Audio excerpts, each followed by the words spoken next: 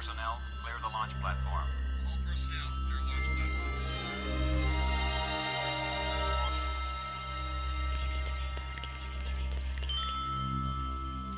The Leaving Today podcast, the show about the news, history, and attractions of the Disneyland Resort.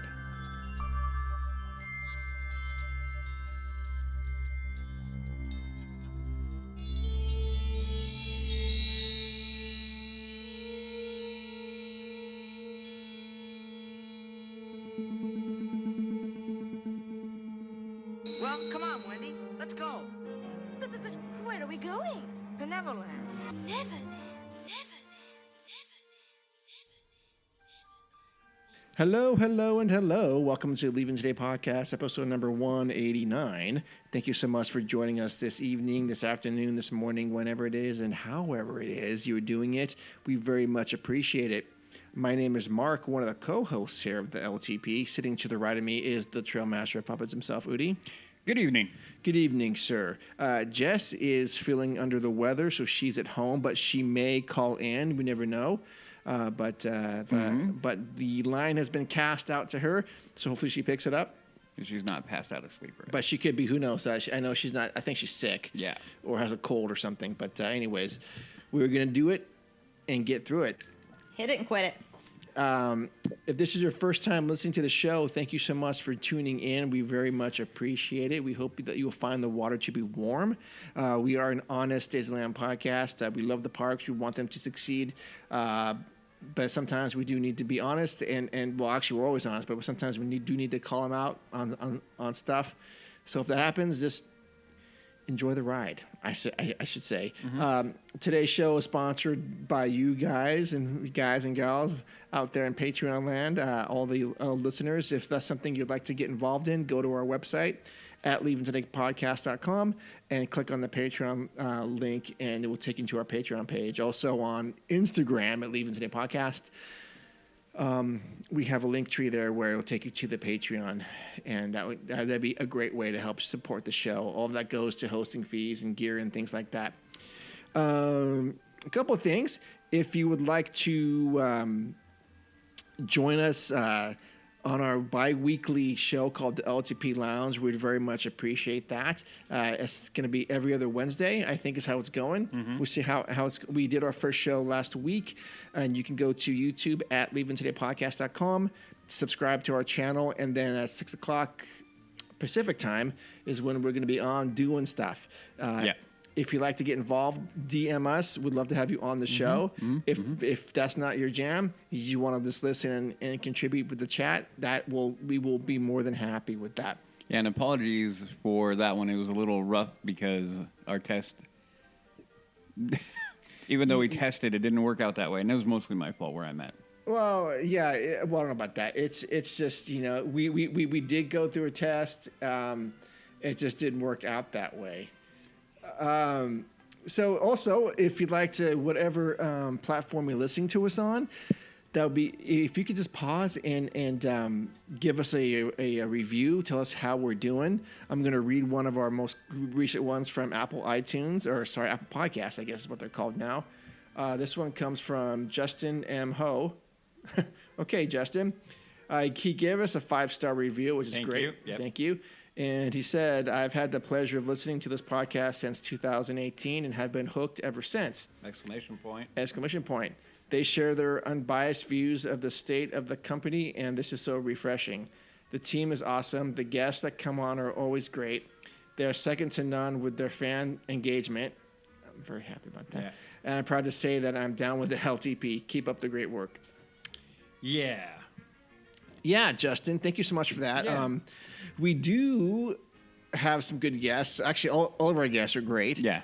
We just got to track him down, and we were trying to get another one on soon. I just reached out to him 2 days ago, and he's down to come on hopefully in February.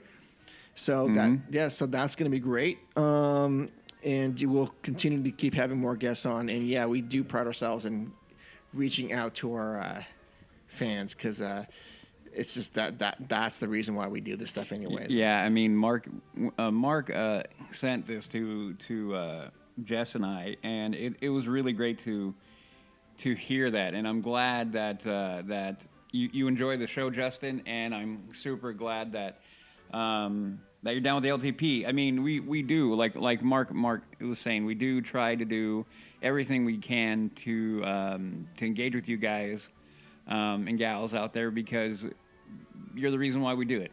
So without the LTP and the LTP family, we're not doing this. It'll just be Mark and I sitting in the bar talking Disney. Yeah. Or at his place or whatever it is, or over lunch or dinner talking Sure. Disney. So thank you for that wonderful review. I know Jess loved it too. So thank you. From the bottom of my heart, thank you. Yep. Okay. So we're going to be doing, I guess, some news topics tonight because we don't really have a real topic, and I'm just going to come forward. I got messed up in my scheduling because we did our live show on Wednesday, and I go, okay, we're good for this weekend. And he goes, are we recording this weekend? I go, I don't think so. And sure enough, he was right. Yep. He's always right with these things. Almost always. 99%. Yeah. So anyways, that is what's going on. So we're going to do that. And then we were on earlier with the Concilium with Jason and Steve and Jeff, and that was live. We did that earlier today too. So we've been we've been busy this Sunday. Yeah, we did a 2-hour show Uh-huh. already. Mm-hmm. So anyways, then maybe we'll talk about something from that. Yeah. But the randomizer just showed up, Udi. This is strange. Usually it comes in after the news. Dude. But let's just go to it. Okay, let's go. The randomizer, again, what is the randomizer? It's this, I don't know, this mythical thing that shows up when it wants to, and it spits out 3 attractions from both parks. I swear to you, this was the beginning of the AI. Yeah. Uh-huh. And it says whatever the top 3 are, it just shoots them out. It's a combination of attractions from both parks. Yeah. And we get to keep one. We get to replace one. Sorry, we know we get to replace one. We get to keep one, remove one, and we get to enhance one. Yeah. And if we enhance, we have to say what we're doing. Exactly. So today it spit out Space Mountain. Okay. Love it. Going across the Esplanade, Monsters Inc., Mike and Sully to the rescue. And back, staying at DCA, The Little Mermaid, Ariel's Undersea Adventure. Oy. So Oy. we can challenge the randomizer, but No, we'll go. we'll go. It is usually quick here. So we got to keep one, we have to remove one, and we have to enhance one. Okay. Okay. I can go. Okay, Udi, lead us off here. Okay. So Mike and Sully's, I've said it before, because the randomizer likes to throw this one out every once in a while. That one can go away. Yes. It's probably going to go away in the near future. Yes. So for the sake of Ariel's, I've never done that. You've never done Ariel's? Nah. Okay. But you have done Monsters Inc.? Yeah. Okay. Okay. I've done that one, I think, exactly one time. Yeah. And so I'm indifferent to it. But Okay. So because of that, I'm going to go with keep that one as is and then improve Space Mountain. yeah. So we've talked about it before, and I honestly think it is an amazingly cool idea. Is that it has the launch, and I'm air quoting the launch sequence right now that it has, but I want to be more taller, higher, and longer, Okay. and faster. So basically, incorporate a better launch sequence would be the thing that would happen. The other thing would be to So when you say that, you mean as soon as you load, it stops and it weighs the cars. Correct, and then you go to your right. Go to the right. Then that tunnel with the lights Yes, spinning. yes, That's what you're talking Yep, about. yep. Okay. I gotta tell you, I always close my eyes there because I get dizzy looking at those lights. Oh, I know. If it wasn't for the fact that I get in trouble, I have been known to kind of lean my head out and put my hands to the side Really? when I'm going up there. Yeah, I'll go like that. Okay. No, I just get through this first part, then I'm fine. Yeah, and then because I want it to be like at a more severe angle going up, and just like a little bit quicker. I know it can't go that much faster, but going up, and then that way that initial like drop in the space is a lot more aggressive. Oh yeah. I would like that. Yep. Yeah. Yep. And then add, and then we talked about it before, maybe adding something like huge queue area that's kind of open on the top right there. Yeah. Something would be cool right there. We talked about having like an outdoor lounge. Yep.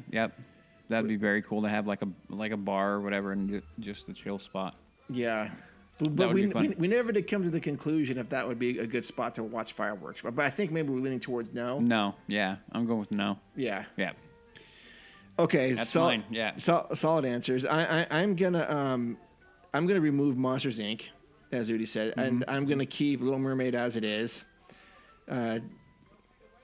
Although I think that would belong better in Disneyland than at DC. But yeah, so we're removing Monsters Inc., keeping Little Mermaid, and Splash Mountain.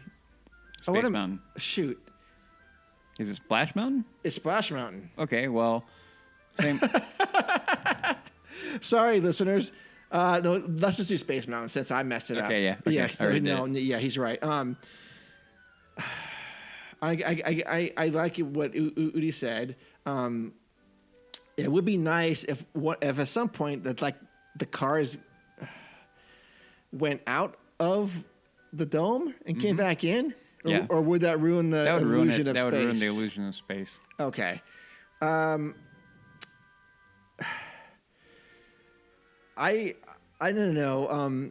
Besides having that elongated drop, I don't know. Maybe what if the launch was slow outside of that and then dove into the middle into space? Like you're going up into the sky and then you drop and you're going into space. Yeah, into darkness. Like you're trying to. That actually would be kind of cool. Yeah.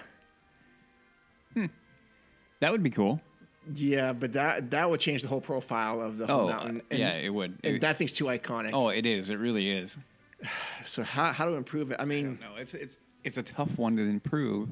yeah. Just because it is so good the way it is. Right. Yeah. I think originally the original concept was to have like a two tracks. So, but I don't know how they would do that now without completely demoing the whole thing. Oh yeah, no, it'd be closed for years. Yeah, and the rate we're going, you'd be closed for years. So For I'm just gonna. yeah, decades. So I'm just gonna go ahead and say, I think Udi was right with that. Okay. So I guess let's go to the news. That was the randomizer. But I also want to continue something we've been starting like this past, present, and future attraction stuff. So maybe we'll do that right now before we get to the news. Okay. This comes off the heels of our earlier discussion today. I thought about it. I want to do an attractions per show that we talk about its history a little bit, where it is today, and what we think it's going to be in the future. This one is Star Tours, actually. So Star Tours actually came to us in January of 1987. A little bit of history about that is, like in the 70s, Disney's own live-action adventure movies, especially The Black Hole and Island at the Top of the World, failed to draw huge audiences of Universal's Jaws and 20th Century Fox's Star Wars. This meant that in the early 80s, when Disney designers were considering a new attraction to replace the slowly decaying Adventures Through Inner Space, in the first right-hand building in Tomorrowland, they had to look outside of the company's own film vault for successful movie tie-ins. So this was actually George Lucas's second of three things that he added to the park. His first was Captain EO in '86, then this thing in '87, Star Tours, and then of course Indiana Jones. But it's interesting to note that George Lucas did pitch Star Wars to Disney script, Yeah. and he got rejected. Yeah. I found that to be hilarious. So this thing started. It launched January 7th of 1987. At the cost estimated at $30 million. Star Tours generated lines that extended all the way out to Town Square, which is right as soon as you walk in, right in Disneyland. That lines were done there. In honor of its newest attraction, Disneyland even presented its inaugural guests with celebratory digital watches. Exactly 10 years later, another special commemorative ceremony was held. This one with actress Carrie Fisher on hand. Oh. R.I.P. Yes. Originally, the Mars Candy Company sponsored the flight, but Energizer later took over. Its presence acknowledged with a series of keep on going posters near the exit. The exit still leads to an even more conspicuous commercial interest. Oh yeah. Disney with Star Tours visitors, departing passengers lurch. Sorry. Yeah. departing passengers lurch out of the ride and straight into a duty-free shop, Heck yeah. the Star Trader store, and its galaxy of Star Wars merchandise. In January of 2010, the first iteration of Star Tours departed for the last time. Officially reopened in 2011, Star Tours: The Adventure Continues as an acclaimed reimagining that introduces a revised queue area, new film footage, multiple paths through the plot, and 3D technology. So that is and that's currently going on as we speak. So it started in 1987. Disney was looking for something to replace Adventures Through Inner Space. They already had a working relationship with George Lucas. Came up with that. I mean, I don't love this. I don't really like this attraction, but it has been a hit for like 37 years, and that's where it is. So where do we see it? So here we are in 2024. Where do you see this in 2029? Gone. Okay. Yeah, I mean, honestly, it's going to be gone. I've been saying it for a while that I don't know why it's still there. It doesn't fit thematically now with Galaxy's Edge. Right. And that building needs to be repurposed for something else. It just doesn't need to be there anymore. And it kind of bugs me. It kind of hurts me a little bit to say that, but it's the reality. Because for a while there, that was the only Star Wars we had, right? I mean, really. So, and if you think about it, at the time that it came out, and as a kid, it was one of those things where you felt you were part of everything. Sure. And then it was one of the things where immersion and theming and those things really were affecting me, even though I didn't know it at that time. Mm-hmm. So now I do. I mean, obviously now. But so yeah, in all fairness to it and its history and how much I do enjoy it still. Yeah. Its time is up and it doesn't fit anymore. And if they want to, they can repurpose that whole ride vehicle and the whole thing into something else. Because I mean, at the end of the day, it is a simulator. Sure. And they can do a lot with what they've got as a ride vehicle, and the whole working system still works and still works great. Mm-hmm. So yeah, I don't know. I don't see it there in 5 years. Do you see it over in Galaxy's Edge? No. I would not like that. We talked about that earlier on the other show. Yeah. I don't think I'd be a fan of that. No, I mean, I get the argument that was made was that, it's something to add, and I get that, but I don't think that's what Galaxy's Edge needs.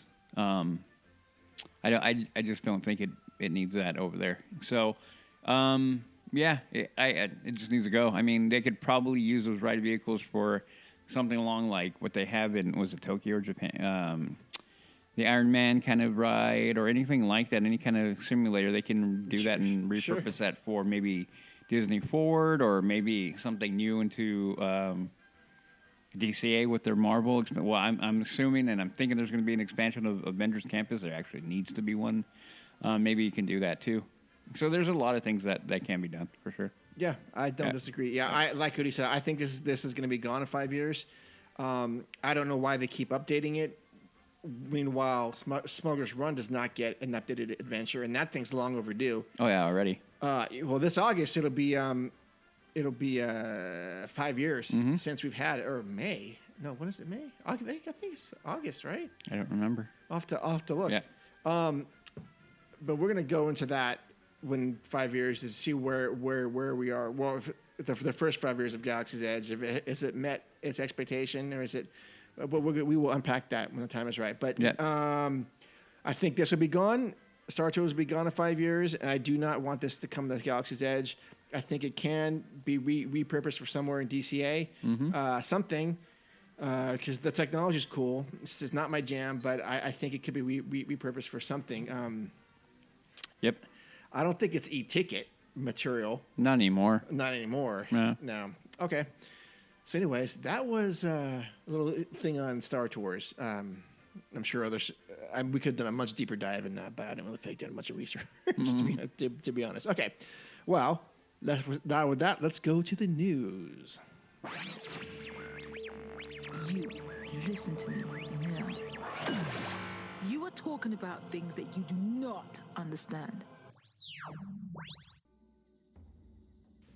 All right, so the first news item for this evening, and we are still in the first quarter of 2024, mid January of 2024.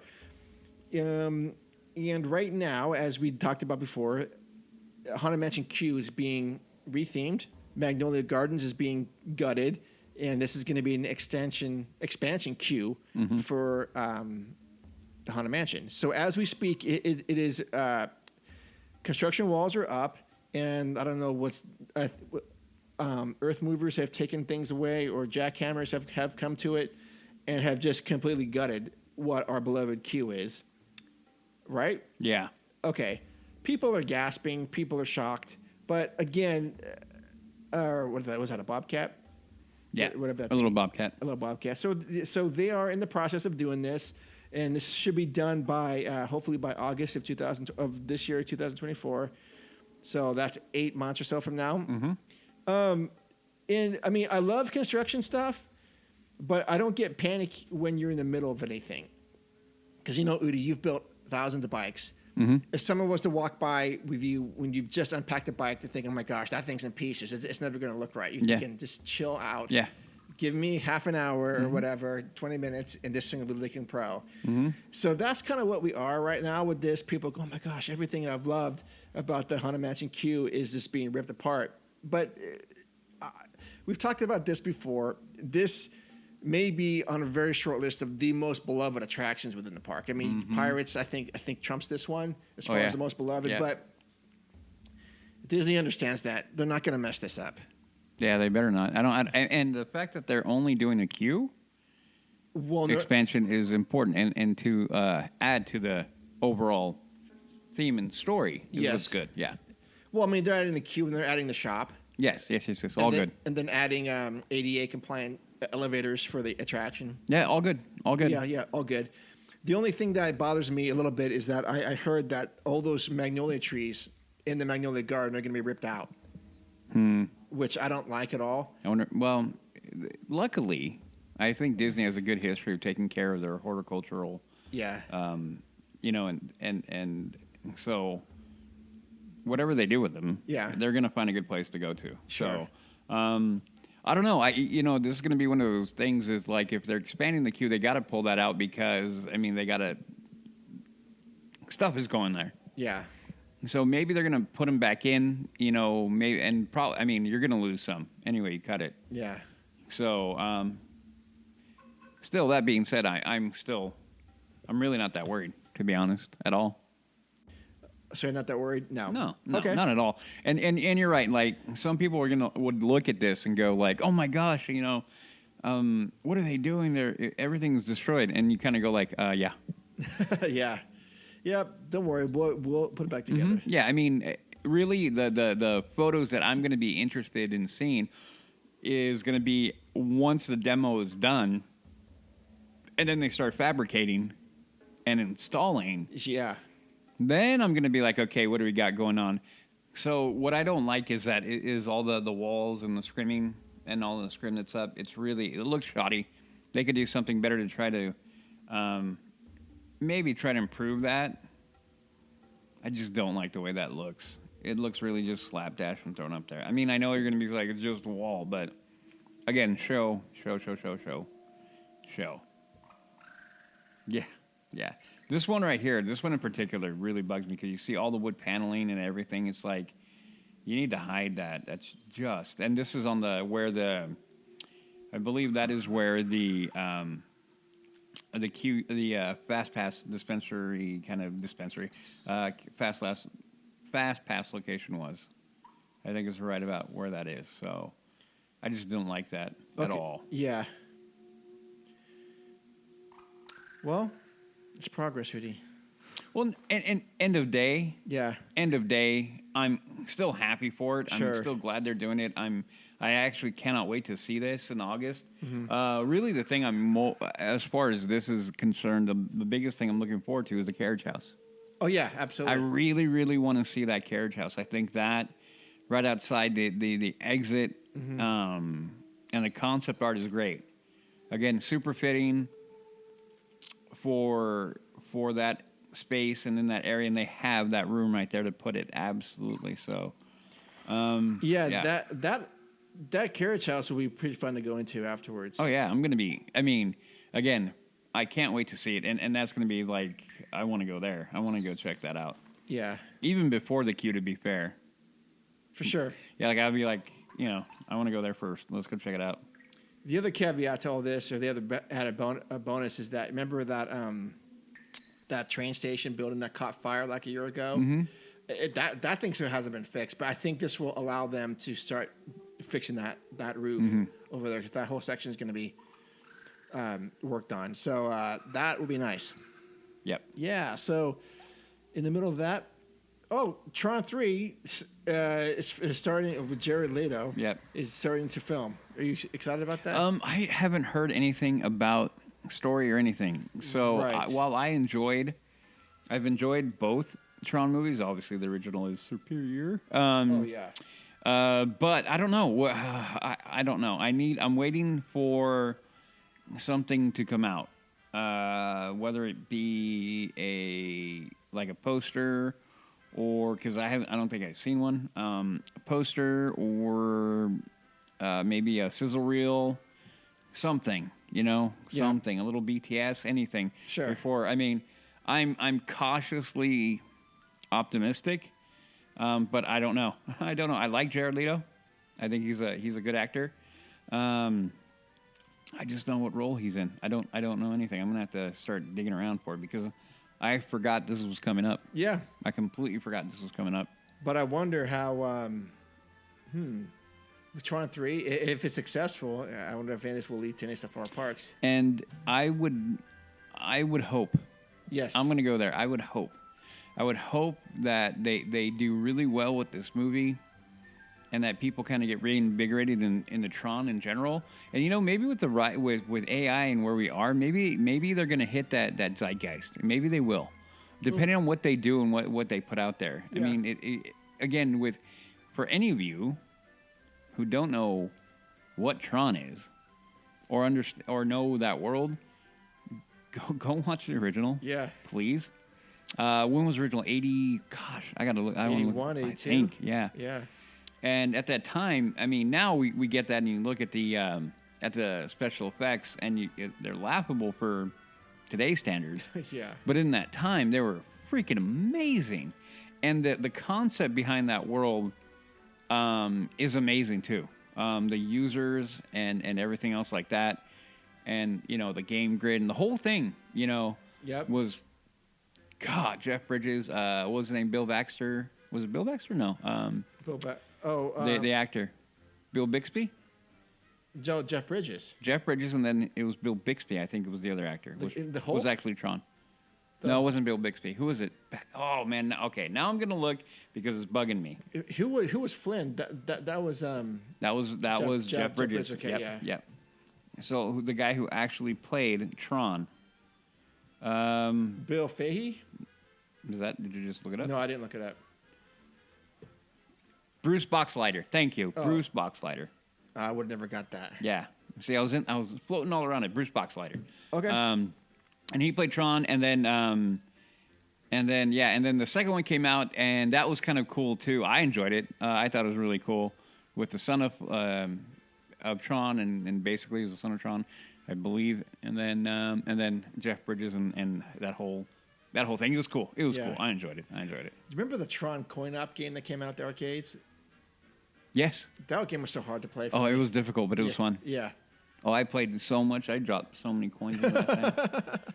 Oh, it's great. Light cycles, man. Light cycles. Oh, I miss the light cycles. But anyway, so I had Tron toys growing up. Yeah. And they had Tron light cycles where, they were red and yellow. They had red and yellow. And my brother had one. I had one red, one yellow. And they would do that. It was an old-fashioned thing where you'd put like a ripcord into it. Oh, yeah. And then you'd yank the ripcord to, get that rear flywheel going. Dude, we would jump the crap out of that thing. Oh, we'd build ramps and we'd we'd jump them like crazy. Oh, I man. forgot about those type of Those were toys. great. Yeah, with the little whipcord. Yeah, the little ripcord, and then you could take the figure and they would glow in the dark. Oh. Yeah. They were great. Nice. Yeah. But anyway, little throwback, little shout out. Yeah. Those toys were phenomenal.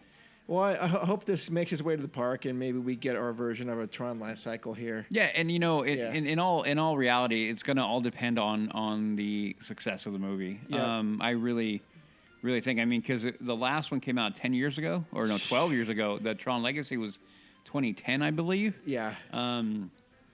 So that has definitely been, 2010. So here we are. The first one was in 82. Okay. Then we waited, another 30 years for it, and so now we're getting one in 15 or 14, 15 years. So I guess that's not bad. No. I guess. And I don't know who's in it, who's attached to it other than Jared Leto. Oh, well, cool. We'll have to go see it. I guess it's called Eris. Is it? Yep. Okay. Okay. Well, there we go. There we go. All right. Next news item. We talked about this last time. Actually, we talked about this on the LTP Lounge. Was that Disneyland Resort to build new entry gates to Disneyland Park and DCA? Mm-hmm. They both will be updating the entrance booth by constructing new gates. According to Scott Guston on X, formerly Twitter, the updates will feature more gates, stroller accessibility, and ADA accessibility for both Disneyland Park and DCA, with construction to start later this year. Building permits for the new gates were filed with the City of Anaheim on December 8th of 2023 for both the updated parks. For Disneyland Park, the description includes plans to remove existing turnstile and gates, install new automatic guest entry gates, fixed manual gates, and removable railings. The installation of overhead shrouds was also listed. So how did you commented before that Right. they have this in Florida? Yeah. How does that work? Automatic guest entry gate. What does that even mean? Well, my experience is it could be a couple things. So our security system at DCA at Anaheim is not as nice as theirs because everyone stands in line here, and all the bags are checked, and there's a line. If you have no bags, you can walk through with a scanner. There, they just have these big scanners. We just kind of walk through, and if something bings, then you're pulled over. But if not, you just get to go through. It just saves so much time. And then if you have a magic band, you just kind of put it next to it, and it lights up. It's like a pole with a circular. You've seen it like that. Yeah. And you just kind of sort of scan your magic band, or you scan your card next to it, and just lets you in. But there was also each of these poles. There was a cast member sitting there with an iPad in case you had a question, and I had a question because my card didn't work, so they were able to check it and take a picture right there. But that's how it kind of worked. So I hope it speeds up the process. Yeah. I don't know if this means they're going to start leaning into the Magic Band experience here. Oh, they are. We talked about it before. They will. Yeah, I don't know. That may be what they're doing. Yeah. And I'm curious to see what the design of the new entrance is going to be. I knew it was the tune of like $3 million for this one and 1.8 for the DCA. That's crazy amounts of money for that kind of stuff. Yeah. And I hope they don't alter the queue, either of them, very much. No. I really that is my only concern because I like both queues for both parks. They're pretty cool. Yeah. So that's my only thing is like don't screw them up too much, please. Well, they said there's overhead shrouds, so I'm not. Yeah, I know what that means. Bushes or foliage? Or are they gonna make it so that if you're getting rained on, maybe that'll be something. Well, that's a little bit more of a guarded area. Well, that's kind of what it looks now, right? A little bit, but not. When I read that in my mind, I go with it's bigger. It's longer. Yeah. Yeah. Okay. Yeah. I guess we'll find out. A lot of construction going on this year. Yeah, but if you got a job with Disneyland construction, you would never be bored. You'd have work for the rest of your life. Oh, I know. I mean, but this is where I have my critique is this is nothing big though. No, there's no HVAC needed for this. No, but not even that. Like it's nothing big. Like I want something, and I want more happening for our parks. I'm tired sick and tired of all the overseas parks Yeah. getting all this stuff, and this is why I like this, but I always feel like this is the bare minimum that Disney could be doing. Yeah. You know, that there are a lot of things, and like, you know, my critique has been pretty consistent on this, is that you have to put more care into the heart of the company. You have to. Yeah. And by constantly going out and feeding these other entities, especially the ones in China, you're not helping yourself. And this is where I get super irritated with Mr. Iger, is that, dude, stop with China. Stop. The company isn't located in China. The company is located here in the United States.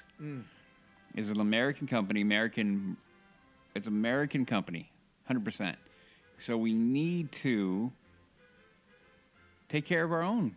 And so while I appreciate the other parks for what they do and expanding Disney and their brand, you cannot do that at the expense of the heart. Right. And that's this. This is Disneyland proper, and then the extension of that would be, Magic Kingdom out there. So that's why I always get frustrated, because they said, well, we're going to put in $60 billion market cap, over the next 10 years. And I literally went like, everybody kind of went like, oh, that's going to be great. And I kind of went like, no, not really. When you really break it down, Yeah. it's not much. It's Well- really not much. How many parks are there? Well, no, they're talking about, there are 1, 2, 3, 4, 5, 6. There's a few. Yeah, Seven. there's over 10. 8, yes, it's like around 10. Okay, so that so maybe what, $6 billion per park? Yeah. Well, and see, this is where when you throw that number out, you're like, holy crap! For us, the average person, like you hear something with a B and end with illy, and you're like, holy, what? Yeah. But believe me, the projects that I'm working on right now, and these are these are what we call multifamily projects, and they are 4 buildings, residential, apartment buildings, and those alone are in the millions of the project that we're working on. Jeez. So they're millions. Like the one I'm on now, I want to say is around a $10 million project. Jeez. Louise. Okay, and that's 4 buildings. 4. So again, me being in the field of construction, I hear these numbers and absolutely those are a lot. That's a lot of money. But when you really parse it out and really kind of look at it and pull back from that number, then you're like, oh, it's really not that much. And then again, when you also look at it that it's going mainly to the overseas parks, then you're like, okay, what the heck? And then what I've been hearing is over like the Moana thing over in Florida, Epcot? Oh. and in Epcot, is already starting to fail, and it's only been open for 2 months. Oh, that Moana Way of Water thing? Yes, Or- yes. Like some of the lights aren't working, some of the water spray is not working, paint is shipping. So this is where I go. It's like, okay, I'm glad that they have said and committed to putting money towards the park, but honestly, that $60 billion over 10 years, and again, this is over 10 years, Yeah. really should have been double that. Yeah. Really. I mean, I wonder how much of that money is just keeping the business running Yeah. and not like Yeah. moving forward. Yep. Hopefully it's towards interventions and Well, again, Yeah. this is where being able to kind of listen to what the spin that they're putting onto it and kind of read through that and go past that is super important for everybody out there to kind of get, because then they can understand, give a better idea of what the reality of the park is. So if you're wondering, well, why aren't we getting this? And what about this?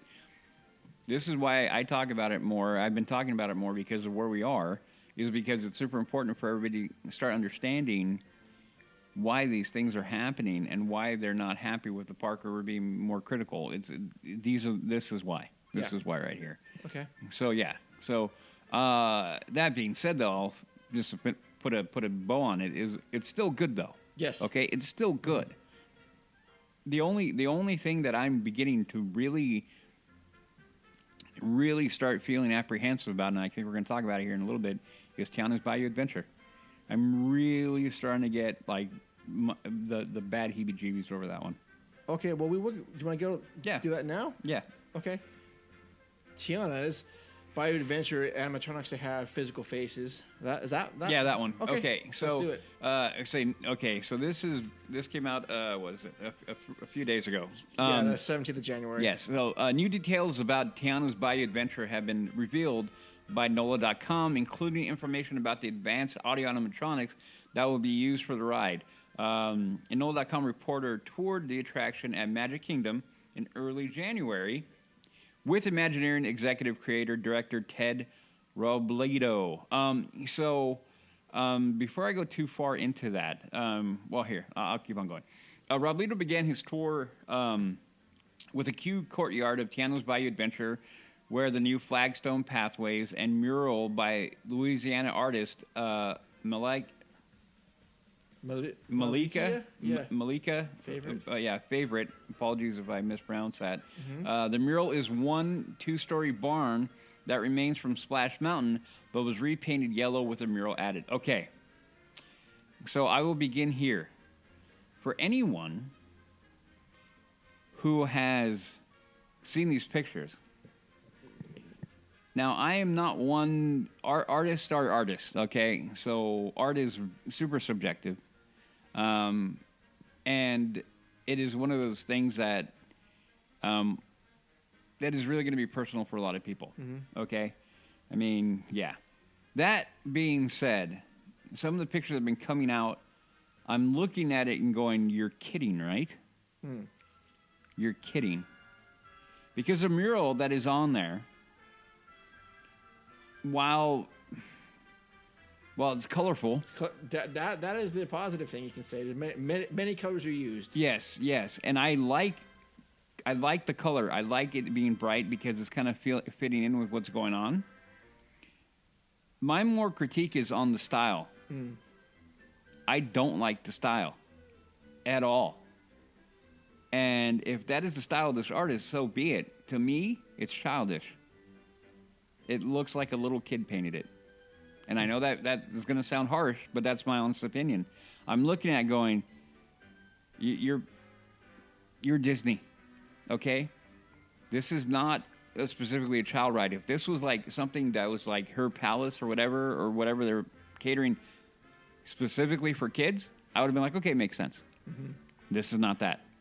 So this along with another photo, and we'll keep on reading this article, it's starting to make me kind of go like, oh no, come on. So so that's going to be my first critique. Okay, so after the mural, Robledo said the courtyard will set the scene for Tiana's Bayou Adventure like a movie. This is the setting. We've got to know where we're at, he said, which is accurate. Exactly. That's one of the things that cues, and we talked about it earlier today, is cues help set up the experience, right? Sure. So that's why I'm worried if that's in the queue, I'm going to be like, oh boy, like, I don't know how that's going to translate to everybody. Some people ignore the queue and just walk through, but people who really connect with the parks and connect with attractions like that, that's where the experience begins. Okay.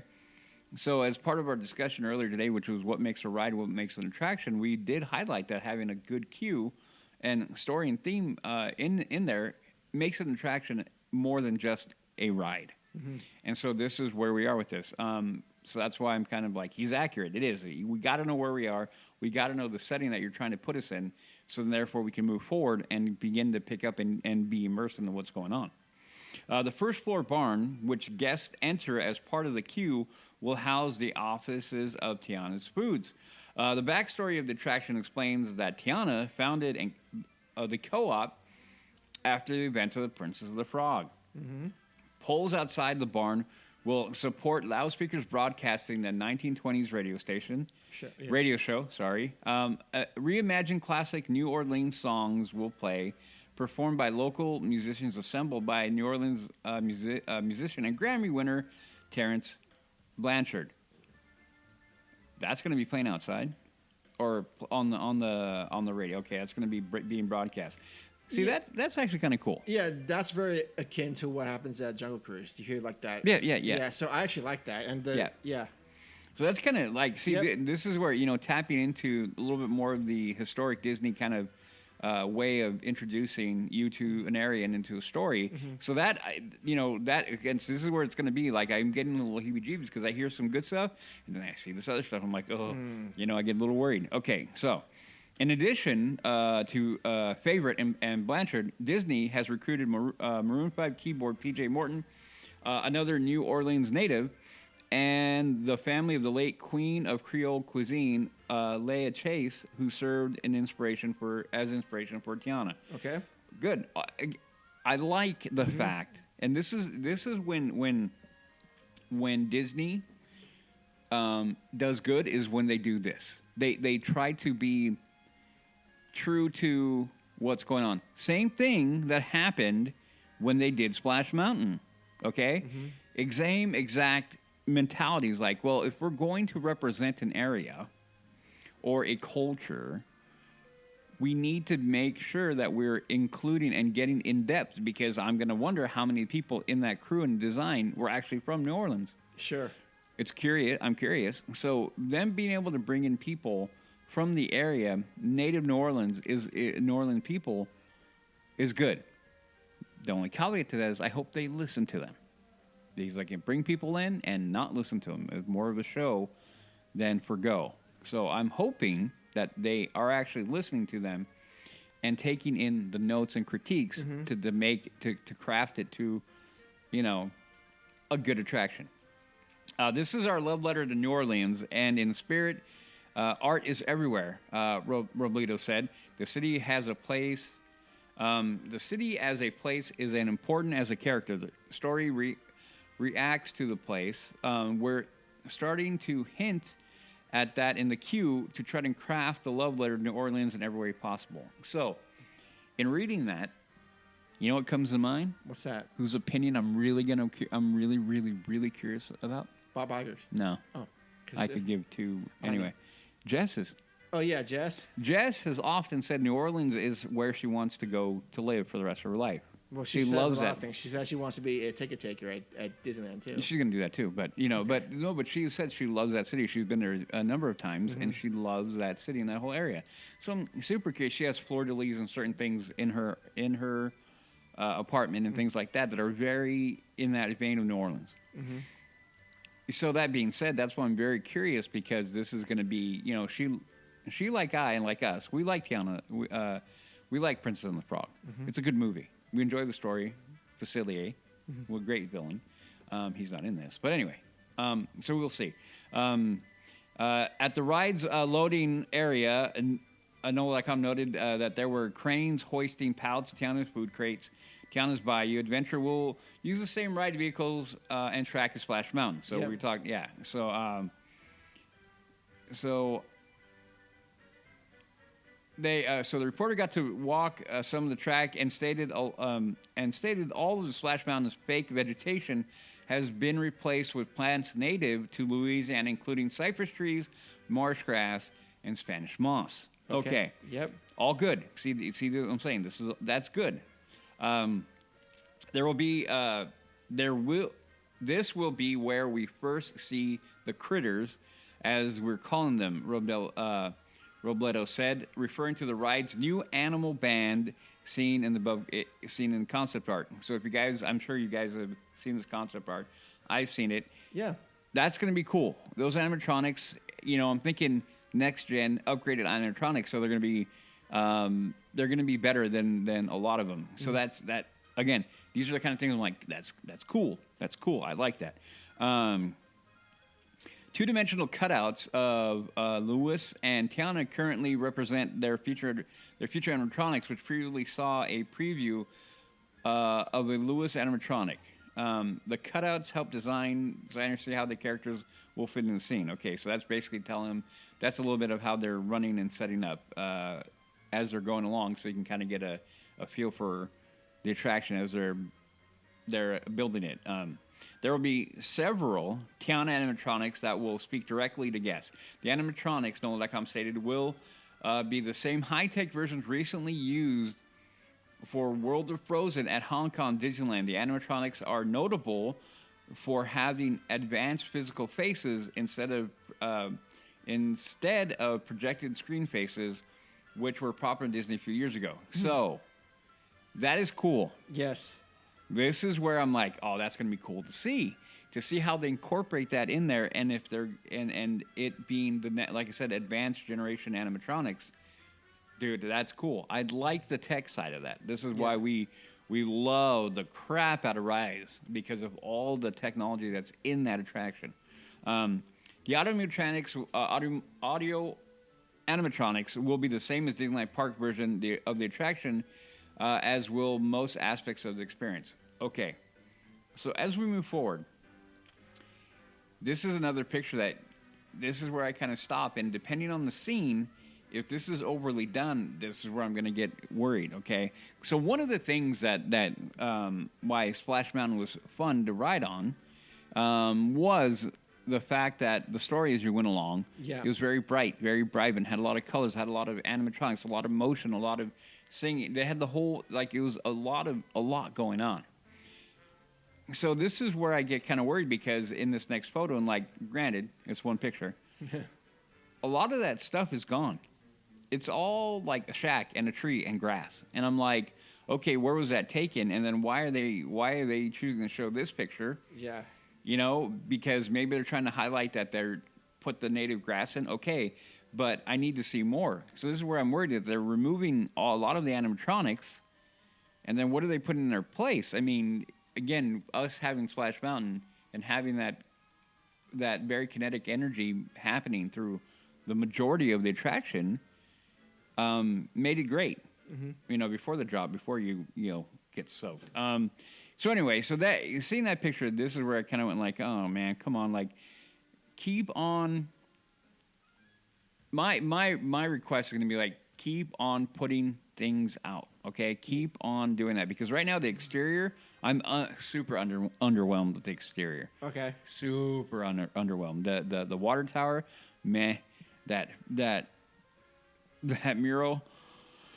It's just not good. I don't like the mural so much, or the water tower, but I don't like them. I do like the foliage outside the mountain, and I think that might be some new tech that at night it might glow or have some sort of like LED lighting in there. And that'd be great. Again, this is where I'm like, a lot of people are being like really overly critical of this. Okay, Well, like us. Yeah, well, we're being critical. I don't think we're being overly critical. Okay. I think we're being critical because we're critical people. Sure.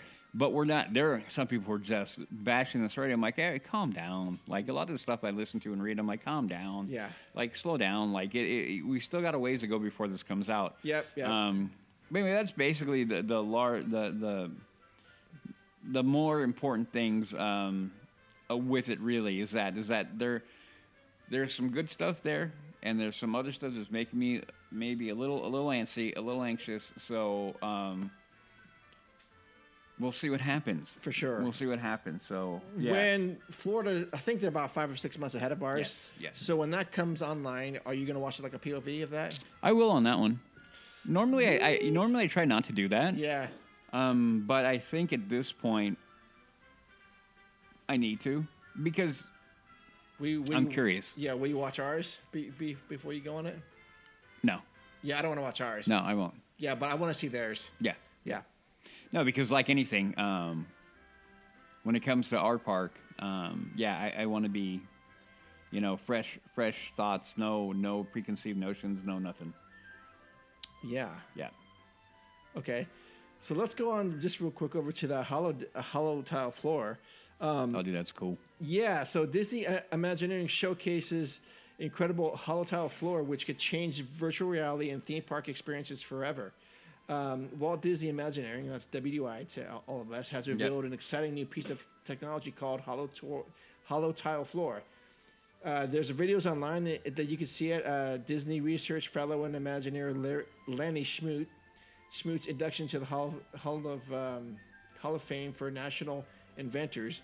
That's Lanny Schmoot. Sorry, let me say that again. Smoot. Okay. Walt Disney Imagineering has revealed an exciting new piece of technology called the Hollow Tile Floor.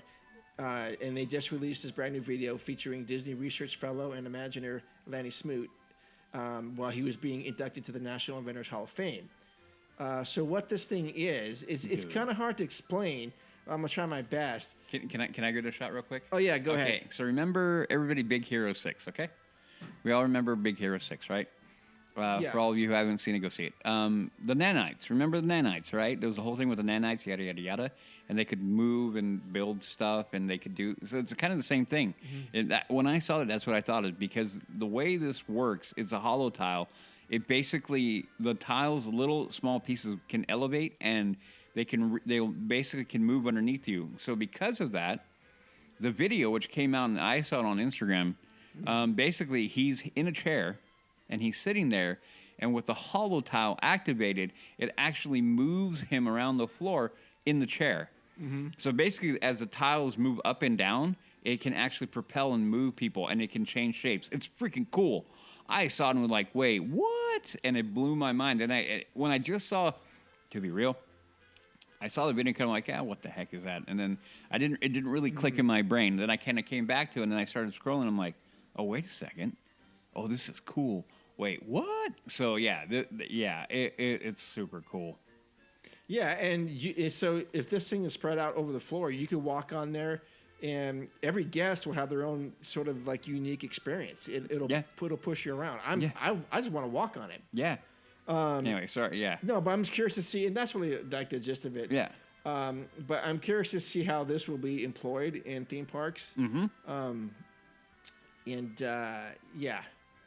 So we shall see how it goes. You know what? My mind goes already like super like weird. Is they could make like if they did like a villains thing, anything like ghostly, they could totally make it just look like it's going straight. Oh yeah. You know, no movement, just floating, without wheels or nothing. It can fall. It just literally can float straight. Yeah, that would be awesome. That'd be crazy. It'd be creepy. Creepy crazy. Very creepy crazy. Creepy crazy. Anyway, yeah. So a couple more news items here. We're going to go through the full list of food, beverages coming to Disneyland for Valentine's Day. Do you want to do that? Yeah, let's go. And then we're going to wrap up with your boy, Nelson Peltz. My boy, yeah. Yeah. Oh, you want to do... Well, if we're going to do food, let's do that one, and then let's do... Where's the other one? Let me bring it up. Okay, yeah, so the next news item is we're going to go through... some Lunar New Year food stuff has been released. This will be arriving 2024, of course, for New Year's Lunar New Year celebration at DCA, and that begins next week, January 23rd, and it runs through I think mid-March, February 18th, mid-February. Oh, then the Food and Wine kicks off. Yep. All right, so what do we have going on here, Woody? So we've got let's see. So Bamboo Blessings is going to be the first one. And so what they're doing for Lunar New Year is going to be, let's see, they're doing a Mickey-shaped hot dog bun. Brioche-style Mickey-shaped bun stuffed with hot dogs and finished with sesame seeds and scallions. No, I don't know. I don't think that looks very good. No, that's not new. I've seen that. So that's what's on there, though. Okay. Let's see. Yeah, Mickey. Hold on. Sorry, let me go back. Where'd it go? Oh, there's a list below it. Yeah, there we go. Okay. It tells you what the new things are. Oh, there they are. Okay, so let me bring that back then. Okay, so the new things that are going to be at Bamboo, at Bamboo Light, are going to be Bamboo Blessings. Bamboo Blessings. Sorry. It's going to be strawberry tea macaroon, strawberry buttercream with milk tea center. I like a macaroon. I like a good macaroon. $7.75 for that? For one macaroon? They better be big. They're not going to be. Macaroons are never really that big. Okay. Okay, so Taro Vietnamese-style iced coffee. Oh, here we go. Joffrey's Coffee and Tea Company, Vietnamese-style coffee, cocoa powder, and condensed milk garnished with a Taro chocolate, sweet cream, non-alcoholic beverage. Yes, please. $7? Sounds about right. It's going to be a small cup, though. I know already. I'd drink that. You? What about you, Mark? Yep, I've been down with that. Yeah, sounds I good. love iced coffee. Yep. Lunar New Year punch: mango nectar, tangerine and grapefruit juices, and banana and coconut syrups garnished with mango jellies, and that's also non-alcoholic. That also sounds good. Very refreshing. I don't know if it's the right time of year for something like that, though. To be fair. To be fair, but it sounds really good. Yeah. Okay, so here we go. Now we go into a fun drink. A lunar punch cocktail: coconut rum, mango nectar, tangerine and grapefruit juices, and banana and coconut syrups garnished with a purple orchid. That actually sounds, again, good, but not. I don't know. It seems like the wrong time of year for that. For $17? It's a drink, man. You're gonna be 12 to 15 up there. Okay. Is going to be pretty average. Okay, so the last one's going to be Mickey-shaped macaroon straw clip. Okay. Huh? Yeah. Okay, well, that's... Whatever. That's going to be coming in Bamboo Blessings. Yes. Okay, so next one is Longevity Noodle Company. Okay. So they only have a couple things coming. That shrimp, are new. Yeah, that are new. Shrimp lo mein noodle, pan-fried lo mein noodles with sautéed shrimp garnished with green onions. Yeah, it sounds good if you like shrimp. I don't like shrimp. Okay. So, and then other than that, they don't have anything except for that macaroon straw clip thing. Yeah. So, yeah. Okay. Next up is which one is this one? Oh, no, wait, did I miss one? Lucky 8 Lantern? Lucky 8 Lantern. That's the next one up. What do they have? They have a couple of different things in there. Hibiscus, apple, sororita, blanco tequila, grapefruit liqueur, soju, green apple, and hibiscus syrups, house-made hibiscus tea, lemon juice, garnish in dried apple chip. Not really my thing. No. Yeah. Mango melon cocktail, overproof rum, I don't even know how to say that, Bayou. I'm not sure what that is. Apologies. I don't know. Bayou. Allspice liqueur, mango nectar, rock melon syrup, a lime juice topped with grapefruit soda, and garnished with lime wheel. Again, these are just not my thing. And then everybody has this Mickey-shaped macaroon straw clip. I guess they want to push that out, man. Apparently. Honestly, nothing at this one looks good to me. Nope, I mean, it's Mandarin orange mousse cake, no. I wouldn't get that. No. No. Okay. So next one is Prosperity Bao and Buns. Oh, they have a lot of new things, huh? Yes, their menus as well. Okay, this one, let's see. Okay, so I got happy, then I got sad real quick. So, Kung Pao Bao with plant-based chicken. See, I went like, ah. Toasted peanut and scallion. That's actually Kung Pao. I love Kung Pao. So that's why I was like, yay. Then plant-based chicken, boo. Okay, barbecue pork bun with kimchi mayo and garlic chili crunch. That actually sounds good. That sounds interesting. Yeah. Yeah, that one sounds good. Brewery X Grapefruit Panda Pool Party Bamboo Rice Lager. Holy crap! That's a lot. All that for a lager. Okay. I'd probably, to be fair, I'd probably try it. I like a lager. Well, here's another, and then okay. So Harlan Brewing Company Tangerine Dragon Fruit Heffenweizen. I'm on the. Oh, I think I'd stick with the Pool Party Bamboo Rice Lager over the Heffenweizen. Stereo Brewing Company Jasmine Tea Lager. No. Definitely not the next one. Eagle Rock Brewery Lychee IPA. Not an IPA guy at all. Dragon's Beer Flight. And then that wonderful clip. So basically, it's a lot of beer. Yep. That's good though. I mean, if you like beer, it's going to be a good place for you to go check it out. Okay, next one is Red Dragon Spice Traders. So they have coming spicy fried rice with tofu and crispy peas. Then what else are they going to have new? Peach Basil Collins, gin, ginger liqueur, white peach puree, lemon juice, and house-made Thai basil syrup, topped with Topo Chico, and garnished with purple pansy. Yeah, I don't think so. Not my thing again. That second item, the red spice fried chicken bites. You see that one? Oh yeah, What is that third word? chicharrones. That's like pork skin, right? Uh huh. Would you be down with that one? I'm not a big fan of chicharrones. Okay. Yep. And that it looks like that's going to be the. Let's see. Hold on. Let me go through this list. Okay. So, the cappuccino cart, nothing new. The Cochina Cucamonga, nothing new. Well, they're going to have blood orange cocktail bijou.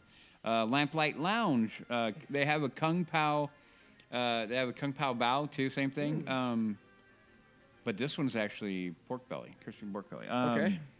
Yeah, but it doesn't say new, so No. I'm not sure if that's standard fare for them. Okay, so next one up is going to be the Paradise Garden Grill.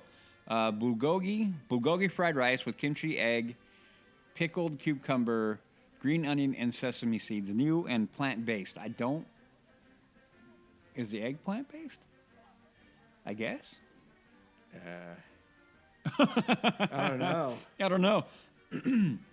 Okay, they're going to have a whole fish with steamed rice, stir-fried vegetables, and black vinegar soy sauce with sugar, garlic, and red Fresno chili. So served family style. So it's going to be basically a whole fish. Bam, there you go. Yeah. I'm not a big fish guy, so It's pass for me, but good for I wonder what kind of fish. It doesn't say. tilapia probably. I'm going to assume. Okay, so shrimp lo mein noodles, salsa shrimp, mushrooms, cabbage, corn, and bell pepper. Again, so I'm not a shrimp guy. So, okay, so Pim, their test kitchen will have a new beer. Almond cold brew. Well, sorry, not a coffee. beer, coffee. I saw a brew and I thought coffee or beer. Okay, almond cold brew, almond milk, red foam with blue and gold sugar. Okay, it's a coffee. Sonoma Terrace. They're gonna have a kochugaru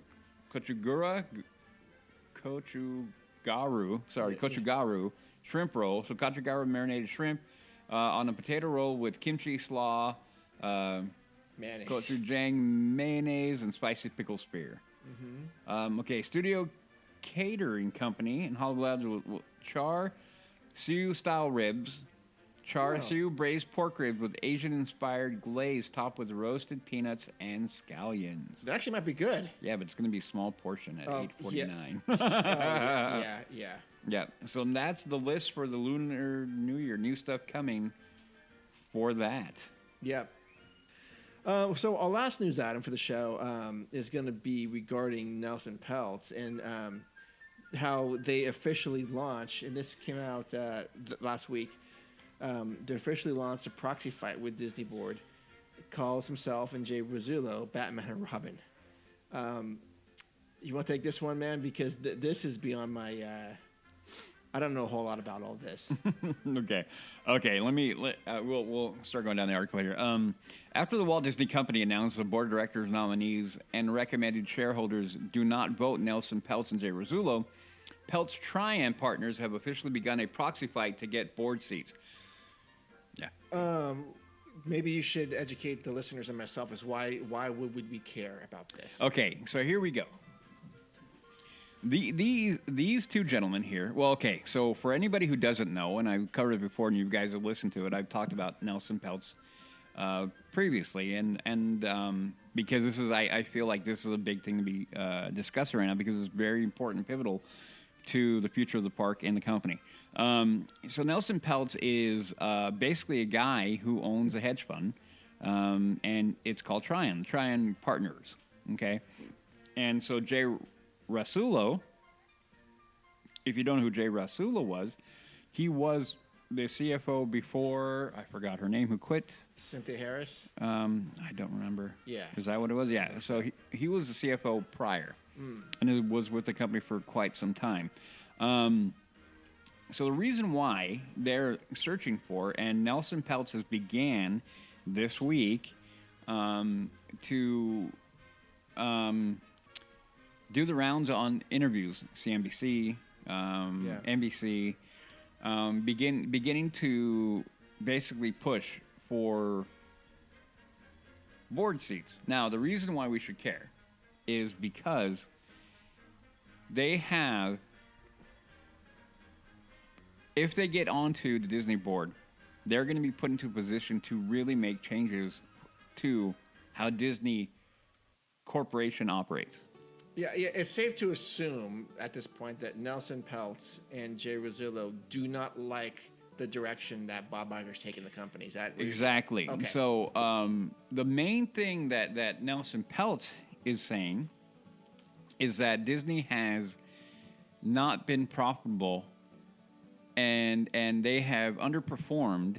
That Disney has underperformed by comparable companies at the S&P, not for 3 years, not just 5 years, but for 10 years. For a total of 10 years, which would be also, coincidentally enough, the majority of the run of Bob Iger's tenure. Yeah. So the only time that it really went up was when he wasn't in charge. Funny. Coincidence? Anyway. So that's his argument. Now, some people would argue, well, he doesn't know what he's talking about, or he has no business trying to get in on this. Now, the thing is like, he's actually got skin in the game. He has control with the Trian Group. I've heard different estimates. It's around 10% of the stock, Wow. which with the Trian Group would be one of the people who have the majority. Like, you talk about majority stockholder, is this guy. Okay. Is this group. So that's why it's important to understand what's going on and where it can go from here. So I'll continue reading the story, but that's the general gist. As we go on, I'll elaborate. Okay, so Nelson Peltz, they've officially proxy fight to get board seats. So Trian filed a preliminary proxy statement on Thursday. That would have been last Thursday. By the time it's come out, probably almost 2 Thursdays ago. Trian is hoping to elect their CEO, Nelson Peltz, and former Disney CFO, Jay Rizzullo, to the Disney board. The board does not endorse the nominees of the board does not endorse the nominations of Nelson Peltz and James Rizzullo, put forth by Trian Fund Management and its affiliates, led by Nelson Peltz and supported by former Disney executive Isaac Perlmutter. That's another name you guys need to know. Yep. Collectively, the Trian Group. The board recommends that shareholders do not vote for the Trian Group nominees and that they reject a related proposal from Trian Group to amend company bylaws. So that was what Disney put out, okay? That's what in there, that was what they stated, that Disney stated in their SEC filing. Okay. So that's basically Disney going, no. And then they're reaching out to the shareholders and going, don't vote for these guys, because the shareholders still have a say. So again, I said it before, and I'm going to say it. I'm going to take this moment in time. No financial advice, but if you own Disney stock and you're not happy with what's going on with the company, I would urge you to go to the Trian Group, and they have a website called Restoring the Magic. I would implore you to go read that site and dig into that and decide for yourself if you want to vote for them or not. Okay? Yeah. I know I don't own any, and I've literally been battling in my brain about getting some just so I could vote for this. This is where I'm at. And it's on the dip, so I may not be in a bad spot, but that's me. No financial advice. Okay. So, Trian outlined in their filing with the SEC, that's Security and Exchange Commission for all of you who don't know, what they believe to be Disney's current issues, Disney's current past, and Trian's old goals. Now, one of the critiques that I said, and I'm not sure if this article is going to cover it, that they said that Nelson Peltz and Trian Group had never really put any proposals out there to solve any of the problems. And I'm like, did they not read the website? They clearly didn't. So that was a bold-faced lie. In my opinion, a bold-faced lie. Okay. Acknowledge issue. I'm going to break these down, what they have put out, okay? So this is going to go a little deep in the weeds, but I ask you guys hold on and maybe get a little bit deeper understanding. So this is why I'm white-pilled. Believe it or not, I'm going to read these things, and hopefully you guys start recognizing why I'm white-pilled and optimistic about what's coming, because of these fights. So we may not win every fight, but I think long term we win the war. So Okay. So corporate governance. Okay, so Disney's current path. Preserve as much of the status quo as possible by playing defense, evidenced by limited changes to compensation and succession processes. Okay, so Trian's goals and initial perspectives. Adopt best-in-class governance, finally complete a successful CEO succession, and align management pay with performance. What that means is that Disney has been just running normal. Failure after failure after failure in the box office. Has anybody been fired? Anybody up in the C-suites and executives been fired over any of it? Well, Chapek. Okay, he's the only one. Okay. And he was actually being successful. Yeah. Okay, so Kathleen Kennedy? No? No, who's in charge of Disney Animation Studios? No? No. And Pixar? No? See, that's what I'm saying. So that's what that's saying is like, hey, you guys have the status quo. That means you guys just keep on keeping on, and no matter what you do, and there's no succession process. Yeah. So that's what they're saying is like, we need to get a new CEO in here, and the management pay has to be done with performance. So if you suck at your job, guess what? You'll get fired. And if you do good at your job, guess what? You'll be rewarded. Yeah. Meritocracy. Good Lord, what a concept. Anyway, okay, so next one, streaming profitability. This is a big one. This has been one of the big things that have been going on the last couple of years. Disney Plus is successful, blah, blah, blah, blah. There's so much out there, information for this stuff. Again, if you guys don't get into it, I get why. It's a lot. Okay, so Disney's current path. Building ESPN into the preeminent digital sports platform, lacking a tangible business plan or defined cost to shareholders. That is true. They're trying to maneuver right now. Some of the moves that have happened this week is they're trying to get NFL, ESPN, to take over, NFL Films. And I went, sweet Lord Almighty, why? And that's it, because they're trying. To me, this was classic Bob Iger. Don't fix a problem, buy something. Don't create something better and new, buy something. Here we go again. It's this common theme with Mr. Iger. Buy it, don't make it better. Okay. So, Trian's goals and initial perspectives. Target and achieve Netflix-like EBITDA, which I'm not even sure what the acronym means. That means earnings before interest, taxes, depreciation, and amortization. Thank you. I didn't know that. Margins of 15 to 20% by fiscal year 2027. So, what does that mean?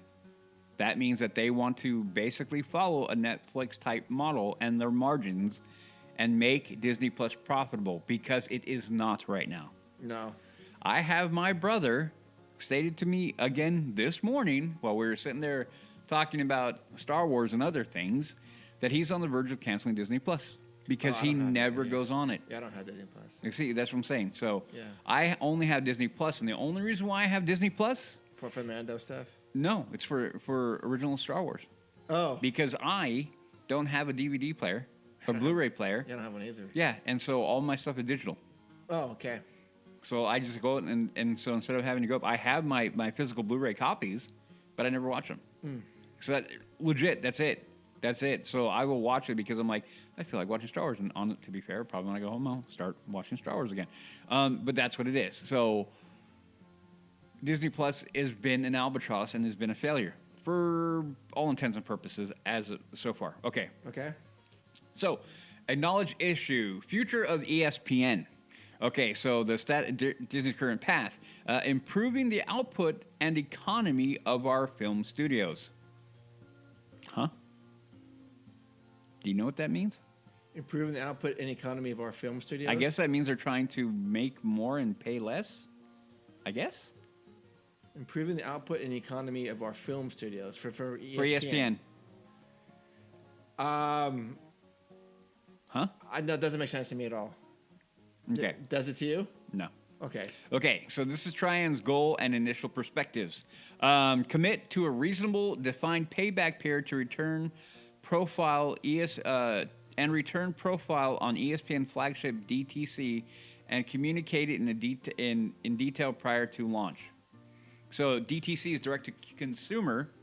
So See, this one, honestly, with ESPN, I don't know what they're doing with this. I have no idea. This is the one aspect of this whole thing that I do not get, to be fair. I do not understand what's going on with this.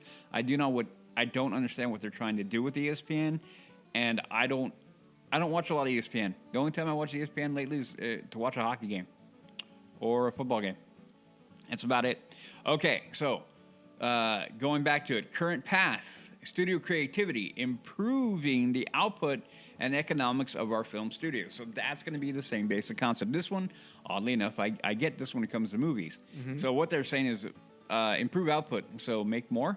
Even though he said earlier, Iger was quoted earlier in the year saying they have to make, or later last year, saying that they're going to pull back and not make as much. And economics for film studios. Oh, so actually be fiscally responsible when you're making and not blowing up your budget by I don't know how much. So, okay, that makes actual sense. Now, this is where Trian's goal and perspective. I'm going to read this, and I'll explain why I find this interesting. Board level review of creative process and structure to restore leadership accountability and reclaim #1 box office position with leading economics. Now, why do I find this interesting? Marvel ran in that system. Oh, yeah. The board-led review of the creative process. A lot of people don't know that. They hear Kevin Feige and they go, oh, he did it all. No, actually he didn't. Ike Perlmutter, that's why I said remember that name. This is where Ike Perlmutter comes back into this. Sure. Yes, because Ike Perlmutter was the one who ran Marvel Studios in that fashion. Okay. We had 10 years of glory for Marvel. I'm going to hand up just a question about that.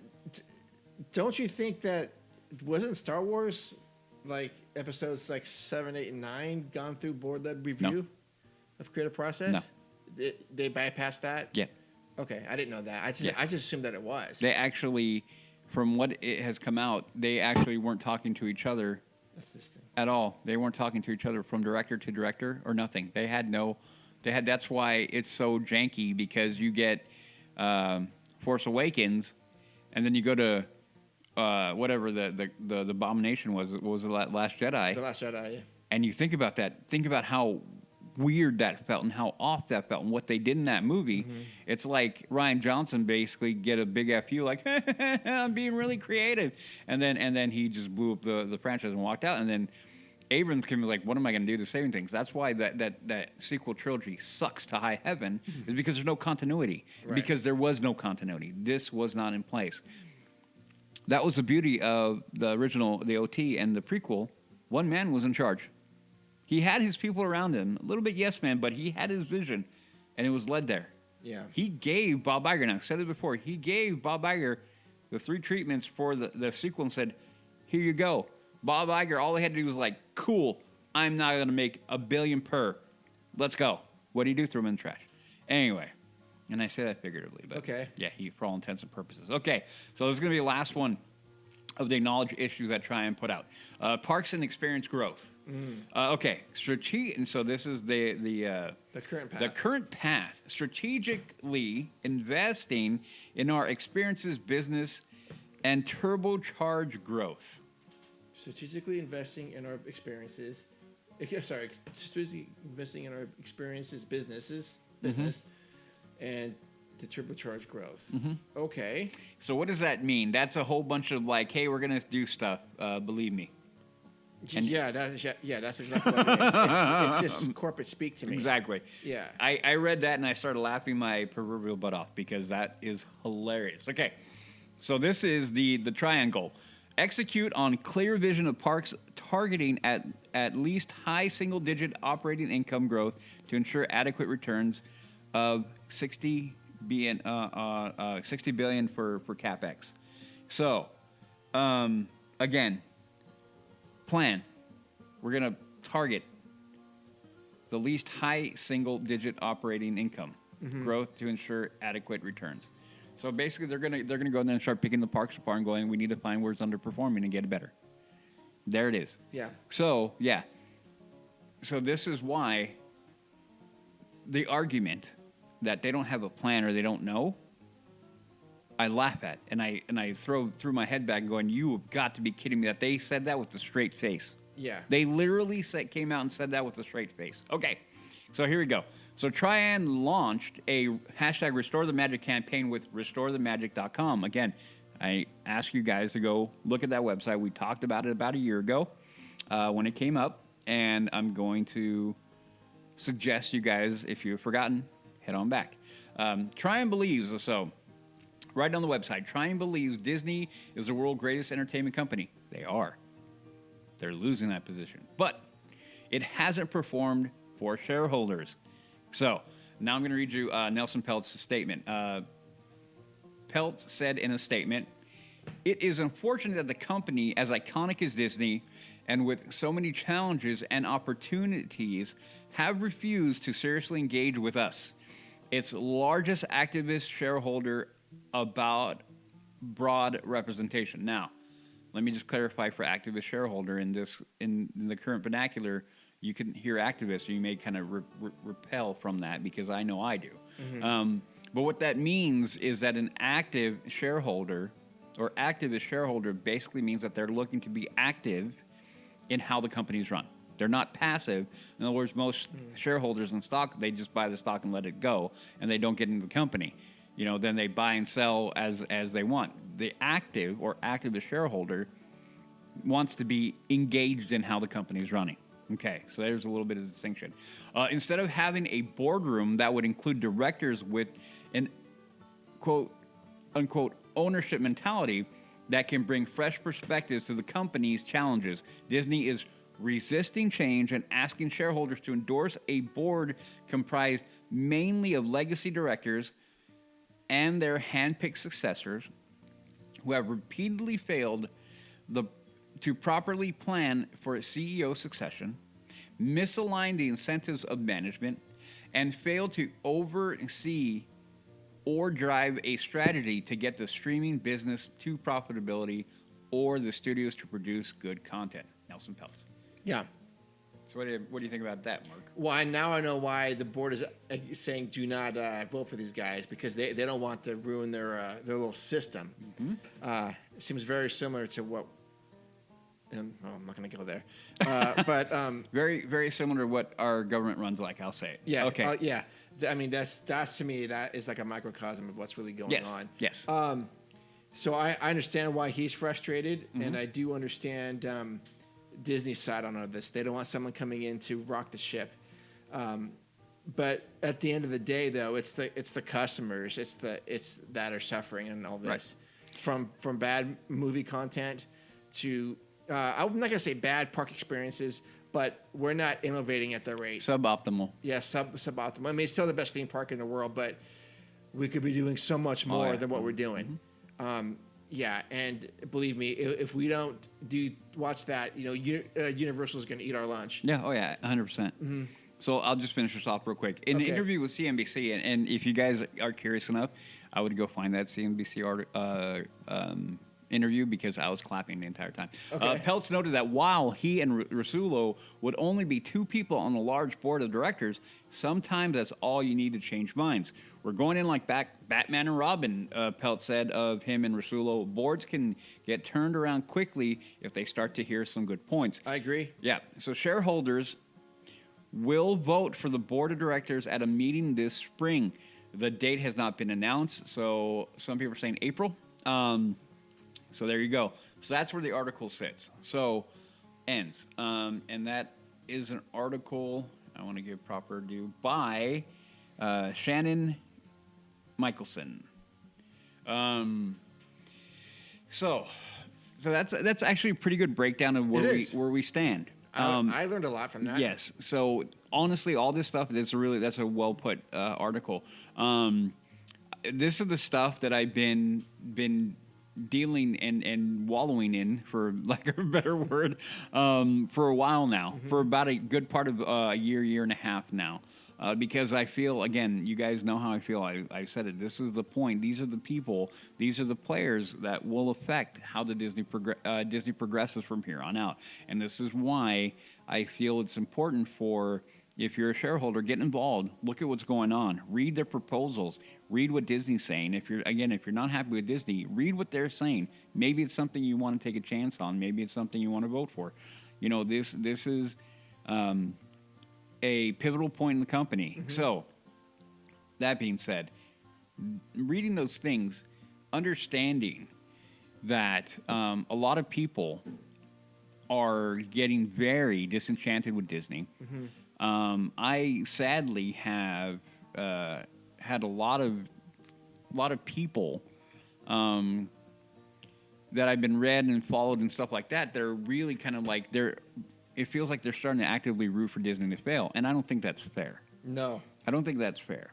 I think, like many things, the people at top of on top of the whole pyramid are the ones that are affecting everything coming down. Sure. So, I'm going to go back to my prediction from last episode. Iger is going to lose some of his power. I think it's coming. I think this is an unstoppable train that's coming. Mm-hmm. I don't think he can do this. They're trying to maneuver, but end of day, I think a lot of the shareholders at the bare minimum are going to look at what they've lost in their market cap and go like, dude, my money. Yep. End of day, it's about money. Mm-hmm. So we'll see what happens. But that's another thing. It's important to keep abreast of this. It's important to kind of keep your finger on the pulse with this one, because this is where some good stuff are going to happen. And again, I'm being positive. I feel positive about it. I think these changes are going to come.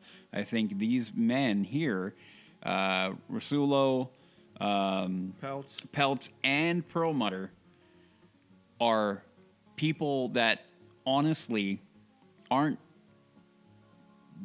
power crazy people. These are people who when it comes to Rasulo, I think he generally cares about the company.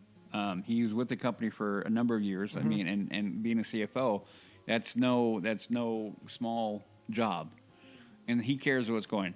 Peltz, being a money guy, he's saved companies before. This is what he does. This is like his whole bag, his whole shtick, is going into companies that are underperforming and basically get in there and going, shaking it up and making it come back and rebuilding it and making it back to its former glory. Mm-hmm.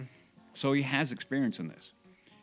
Perlmutter, this is where I go to the creative side of it, because Marvel, again, how many, not all of them were fantastic movies, but overall we had 10 years of great content coming out of Marvel Studios. Again, this was mainly driven by him. And these are all guys who have different points of view and different interest in Disney, mm-hmm. but they all can kind of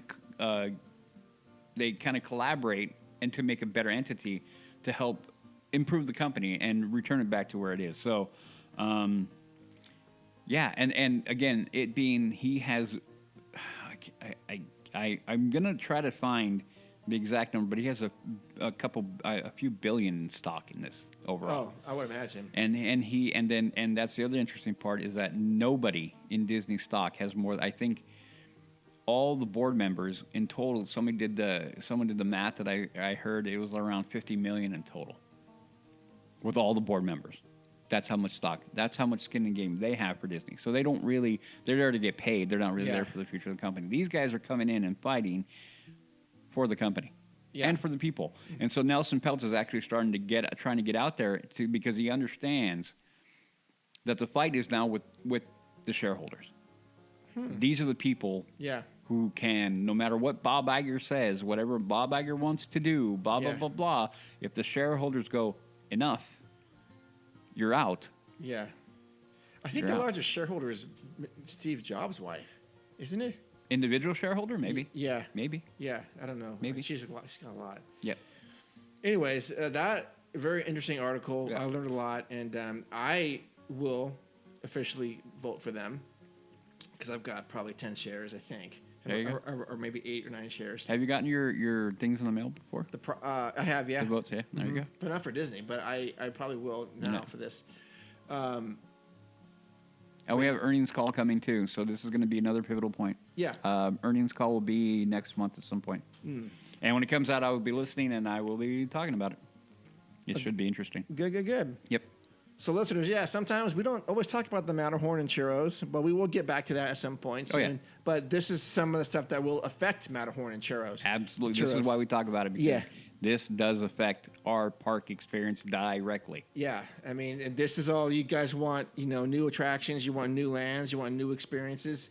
All this comes out of this, and it's that kind of stuff that sometimes it often gets overlooked. Yeah. In other articles or shows or whatever. But so we do appreciate you sticking with us for this one. Absolutely. So that's going to wrap up episode 189. Good discussion about things. Yep. Listeners, please drop us a line. Send us an email at info@leavingtodaypodcast.com or DM us on our Instagram page at Leaving Today Podcast. Please do go to YouTube and go to @LeavingTodayPodcast and subscribe to that. Because we want to build that out, and I know it's going to be very grassroots and slow, but I think it will be a lot of fun. We had despite our technical difficulties on our first episode, we still have some pretty good moments, and I think we're only going to get better.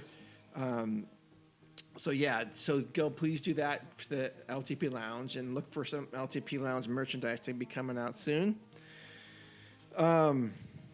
For that, Udi, where can people find you? You can find me on my socials, which would be Twixter and Instagram, which are both the same handle, which is Haxgoalie, which is HAXGOALIE.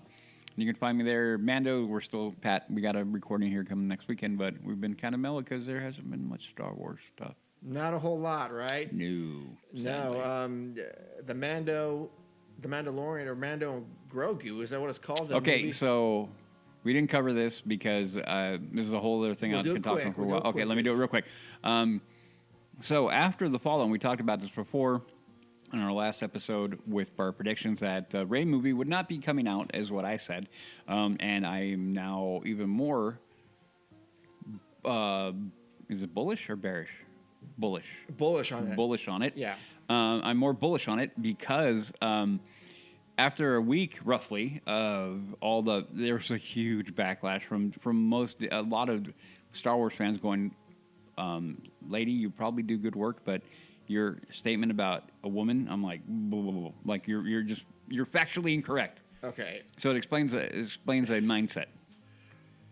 Here, and Udi's looking at me because I have this weird look in my face. Yeah. And I understand all that silliness, but I'll tell you right now, honestly, if a Rey movie came out to the theater, I'd probably go see it once because like I said, I just want to go to I want to go to the movies to see a Star Wars film, no matter what it is. I want to see it on the big screen. Would I go to it with an open mind? Probably not. I'd probably go. I know. Well, I don't think I'd even get you to go. Well, you would go. I would probably go. You'd go, and we'd go, what the hell was that? Yeah. But like I felt exactly coming out of Return of the Jedi or Last Jedi. Yeah. But I want to go. I want to look forward to that again. Yeah. But in a way, I'm very glad that this may not be being made. Yeah. So again, why I'm bullish on it is now they have now announced a Mandalorian movie directed by Jon Favreau, and I'm like, good, cool. And then they still said that there's going to be the Mandoverse movie, which originally was, people talk about that's Dave Filoni's movie. And after Ahsoka, I'm not sure he's ready for that.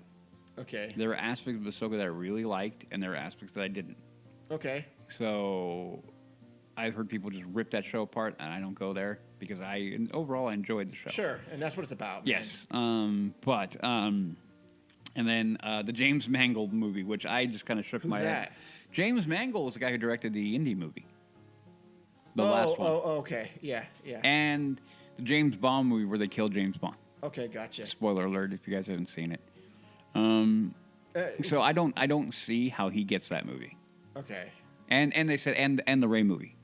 With the Mando, I think it's just called Mando and Grogu right now. Well, I mean, they don't have a name for it, but yeah. Is that... Are they still doing stuff on Disney Plus? Yes. Yes. Okay. So I'm confused. Is this going to be after the next season? Don't know yet. Okay. Don't know yet. All right. Well, we should be waiting for that. Yeah. So the rumor is that it's a repurposing of. Okay. I'll go real fast. After the comments of Sharmeen Obaid-Chinoy, the director of the Rey movie, rumors began flying around that they didn't have a script. They did. From what I understood, that there's one guy that I can't think of his name. I always forget. Every time I hear his name, I'm like, oh, I know who that is, but I can never remember it out of my top of my head. Nelson Peltz. No. Bob Iger. A writer. No, I know those two Okay, fools. I'm joking. So the writer, that somebody turned it in, and then they were like, no. So they gave it to another guy, the guy who wrote and is writing Peaky Blinders. So a lot of people like Peaky Blinders. Yeah. It's a good show. I haven't finished season 1 because I got into it and I was like, and then I just haven't come back to it. I have a hard time understanding it. Like the language is, Oh, okay, like the dialect is very hard for me to.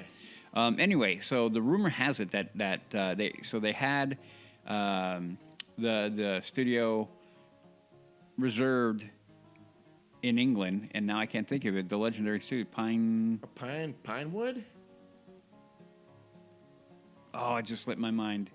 Something like that. Yeah, I know. Yeah. Anyway, classic, so yeah. so they had that set to film, and then when they got the script, they gave him so many notes. They said that he had to start from scratch. And then he sent his next script in, and they gave him a bunch of notes. So now they're wondering if he's even going to be attached to it anymore. So basically, what happened is the rumor, again, this is all rumor, speculation, is that they kind of went like, dude, we Pinewood. Yeah. Pinewood.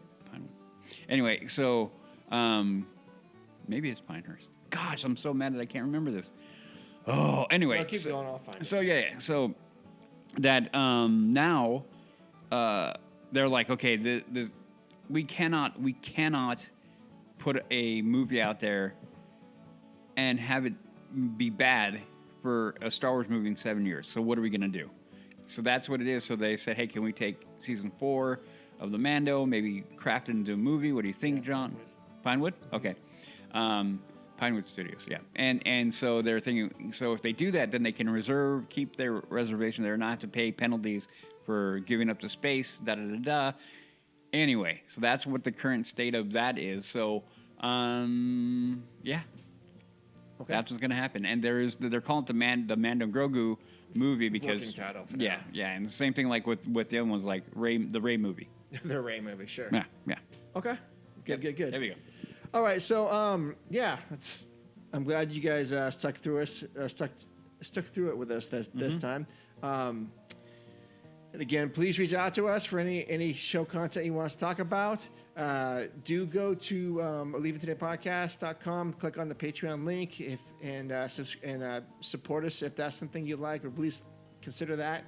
Also consider buying a T-shirt from tpublic.com. All that stuff helps us out. Helps us with hosting fees and new gear and things like that. Software for our LTP Lounge side project. All right. Again, thank you so much for listening. We love you. Adventures out there, and we will see you in the parks. See you.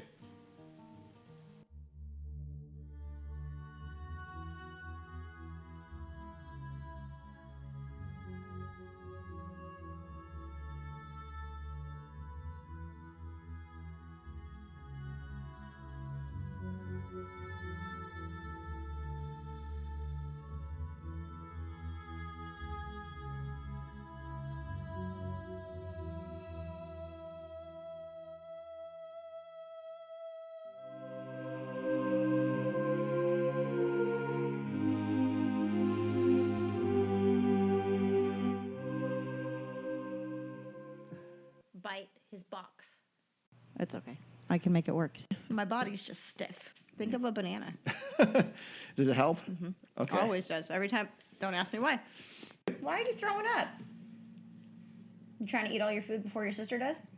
Now you can eat that. We'll give it a bit. Yeah, give it a second. Okay. Woo! But you make me hot. It's so close, I can feel it. Kitty. It's like a breath of fresh air. Boy, was my face